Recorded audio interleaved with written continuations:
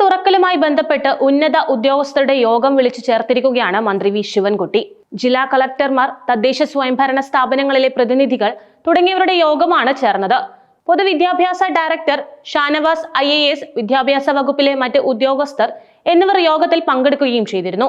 കുട്ടികളുടെ സുരക്ഷയെ മുൻനിർത്തി സ്കൂൾ കെട്ടിടത്തിന്റെ ഫിറ്റ്നസ് നിർബന്ധമായും സ്കൂൾ അധികൃതർ വാങ്ങണം. ഫിറ്റ്നസ് നൽകുന്നതുമായി ബന്ധപ്പെട്ട് തദ്ദേശ സ്വയംഭരണ വകുപ്പ് മന്ത്രി, പൊതുവിദ്യാഭ്യാസ വകുപ്പ് മന്ത്രി എന്നിവരുമായി ചർച്ച നടത്തിയിരുന്നു.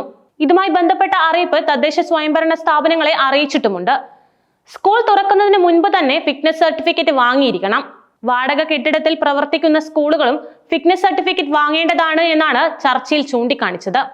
നിർമ്മാണ പ്രവർത്തനങ്ങൾ നടക്കുന്ന സ്കൂളുകൾ കുട്ടികളുടെ പൂർണ്ണ സുരക്ഷിതത്വം ഉറപ്പാക്കുന്ന രീതിയിൽ പണി നടക്കുന്ന സ്ഥലം മറച്ചു വെക്കേണ്ടതാണ്. സ്കൂളിന് മുന്നിലുള്ള പ്രചാരണ സാമഗ്രികൾ, കൊടിതോരണങ്ങൾ, ബോർഡുകൾ എന്നിവ അതത് തദ്ദേശ സ്വയംഭരണ സ്ഥാപനങ്ങളുമായി ബന്ധപ്പെട്ട് നീക്കം ചെയ്യേണ്ടതാണ്.